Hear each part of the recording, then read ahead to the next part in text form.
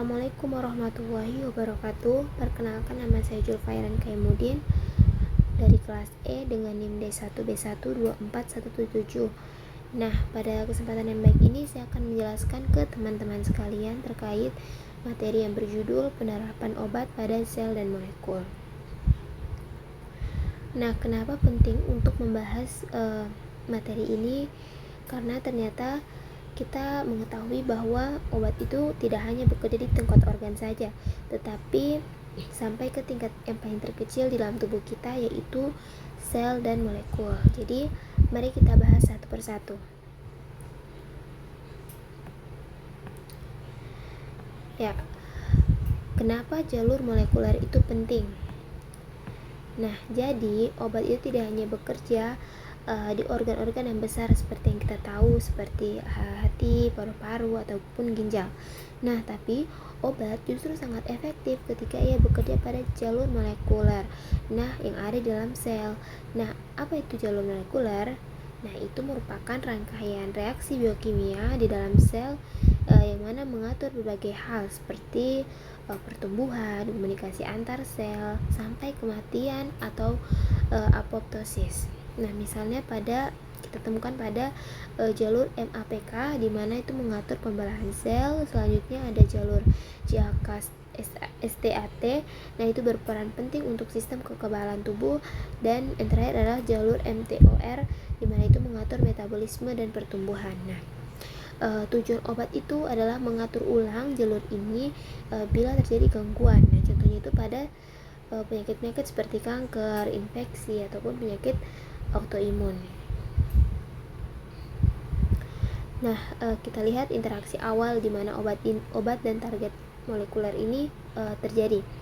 Nah, langkah awalnya itu kerja obat itu dimulai dari interaksi antara obat dengan target yang spesifik, yaitu molekul di dalam tubuh seperti reseptor, enzim, ataupun protein. Nah, kalau mau diibaratkan itu seperti kunci dan gembok. Nah, obat itu akan mengikat target secara pas, dan dari situlah efek terapi ini bisa dimulai. Nah, obat juga bisa mengaktifkan dalam kurung agonis ya, atau menghambat antagonis target tersebut. Nah, inilah dasar dari bagaimana obat ini mempengaruhi kerja sel. Kita lanjut di jalur transduksi sinyal, di mana pintu masuk efek obat. Ya, setelah obat ini dikenali oleh namanya reseptor, nah sinyal ini dikirimkan masuk ke dalam sel melalui rangkaian molekul. Nah, rangkaian inilah disebut transduksi sinyal, di mana kita mulai dari reseptor, kemudian beralih ke protein adaptor, terus dilanjutkan ke kinase hingga mencapai inti sel. Nah, kita perlu tahu juga beberapa jalur sinyal yang penting di dalam tubuh kita. Ya, ini ada GPCR, di mana ini digunakan untuk hormon dan neurotransmitter. Selanjutnya ada jalur RTK, di mana ini sangat berperan penting dalam pertumbuhan dan kanker. Terus ada juga JAK STAT, di mana ini berfungsi juga untuk respon imun. Terus ada juga PI3K atau AKT atau MTOR. Nah, ini untuk metabolisme dan kelangsungan hidup sel. Nah, pada gambar tersebut terlihat jelas sekali diagram jalur sinyal menunjukkan bagaimana dari luar sel itu diteruskan ke dalam sel hingga mengubah ekspresi gen di inti sel ya maksudnya. Oke, kita lanjut ke slide selanjutnya, yaitu obat anti kanker menarget jalur tirosin kinase. Nah, jadi pada penyakit kanker sendiri itu sinyal pertumbuhan di dalam sel menjadi tidak terkontrol. Nah, jalur yang biasanya diatur itu justru terus aktif. Disinilah peran obat anti kanker ini akan bekerja dengan cara menghambat sinyal tersebut. Nah, contoh obat yang kita temukan itu pada imatinib, di mana obat ini bekerja dengan menghambat BCR-ABL kinase atau leukemia. Selanjutnya kita temukan juga pada obat trastuzumab, di mana menargetkan HER2, di mana bekerja untuk kanker payudara. Lanjut ada gefitinib. Nah, ini untuk menargetkan EGFR untuk penyakit kanker paru. Nah, Dari yang tadi saya bahas, hasilnya itu akan menghentikan sinyal yang membuat sel kanker ini terus membelah.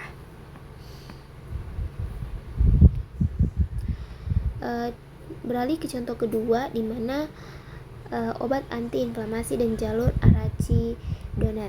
Nah, jadi obat pereda nyeri seperti aspirin dan ibuprofen yang kita tahu itu bekerja pada jalur asam arachidonat. Nah, di mana mereka ini menghambat enzim COX-1 dan COX-2 yang akan menghasilkan prostaglandin. Nah, zat ini yang akan menyebabkan nyeri, radang, dan demam. Disclaimer semua teman-teman, hati-hati dengan COX-1 karena itu penting untuk melindungi lambung. Maka efek sampingnya itu bisa berupa tugak lambung.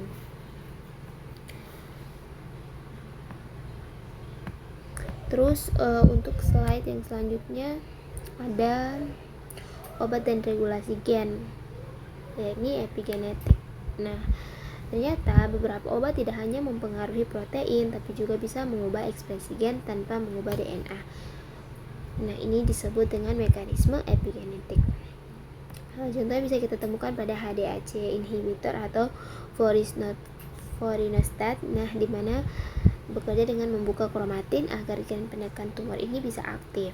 Contoh lainnya bisa ditemukan pada DNMT inhibitor atau azacitidin. Nah, di mana ini bekerja dengan mencegah metilasi DNA sehingga gen yang sehat itu akan tetap aktif. Nah, kedua contoh tadi itu penting untuk terapi kanker dan penyakit genetik. Lanjut juga pada obat biologis dan protein fungsional. Nah, jadi obat biologis ini adalah obat dari protein hidup. Contohnya itu antibodi monoklonal. Nah, seperti adalimumab, nah di mana mengikat TNF alfa yaitu radang sendi. Contoh selanjutnya itu bevacizumab itu bekerja dengan menghambat pembuluh darah baru di kanker atau anti-VEGF. Terus ada juga insulin sintetis, interferon dan enzim pengganti. Nah, terus apa keuntungannya? Nah, keuntungannya itu sangat spesifik dan minim efek samping yang sistemik. Nah, setelah penjelasan yang tadi saya paparkan, ternyata ada tantangan dan peluang yang dihasilkan. Nah, jadi meski obat modern itu terbilang sangat maju, ternyata ada juga tantangannya ya. Bisa kita temukan untuk yang pertama di jalur sinyal saling tumpang tindih, di mana akan sulit menghindari efek samping. Yang kedua, mutasi pada target itu menyebabkan yang namanya resistensi obat, bisa dibilang kebal ya. Terus ada juga efek tidak langsungnya yang bisa berupa mengganggu sistem lain dari tubuh kita. Nah, terlepas dari itu ada pula sisi peluangnya.